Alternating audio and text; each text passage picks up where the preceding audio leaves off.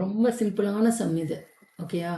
இப்போ நான் என்ன சொல்லியிருக்கேன், எப்போவுமே உங்களுக்கு வந்து ஏதாவது எஃபெக்டிவ் கெப்பாசிட்டன்ஸ் கிடைக்கணும்னா பேட்டரியில் கனெக்ட் பண்ணிக்கிங்க. ஒரு பகுதியை வந்து வீணும் இன்னொரு பகுதியை ஜீரோன்னு கனெக்ட் பண்ணிக்கிங்க. இப்போ நம்ம இங்கே ட்ராவல் பண்ணணும். ட்ராவல் பண்ணும்போது என்ன சொல்லியிருக்கேன், எலிமெண்ட் ரெசிஸ்டரோ கெப்பாசிட்டரோ இருந்தால் தான் பொட்டென்ஷியல் மாறும். பொட்டென்ஷியல் ட்ராப்போ பொட்டென்ஷியல் ரைஸோ ஆகும். வெறும் லைன் போயிட்டு இருந்துச்சுன்னா ரெசிஸ்டன்ஸ் லெஸ் அப்படின்னு நினச்சிட்டு அதில் எந்த ட்ராப்பும் ஆகாது. அதே பொட்டென்ஷியல் கேரி ஆகும். இப்போ நான் ட்ராவல் பண்ணும்பொழுது ரெட் கலரில் ட்ராவல் பண்ணுறேன் பாருங்க, இங்கே வரும்பொழுது வி தான் இருக்கும். இந்த வி வந்து இங்கே இப்படி போச்சுன்னா இங்கே எந்த எலிமெண்ட்டும் கிடையாது. அதனால என்ன ஆகும், இங்கே வந்தாலும் வி தான் இருக்கும், இங்கேயும் போச்சுனாலும் வி தான் இருக்கும். ஏன்னா எலிமெண்ட்டே இல்லைங்க. ஸோ அதனால எல்லா பக்கமும் வி இருக்கும். சிமிலர்லி நான் இங்கே பிக்கு வந்து ஜீரோ கொடுத்துருக்கேன். நான் ஜீரோலேருந்து நான் ட்ராவல் பண்ணுறது வேறு கலரில் பண்ணுறேன். இப்போ க்ரீன் கலரில் பண்ணும்பொழுது என்ன ஆகுது, இங்கே வந்தாலும் ஜீரோ தான் இருக்கும், இங்கேயும் ஏதாவது எலிமெண்ட் இருக்கா, இல்லை, அதனால இங்கேயும் ஜீரோ.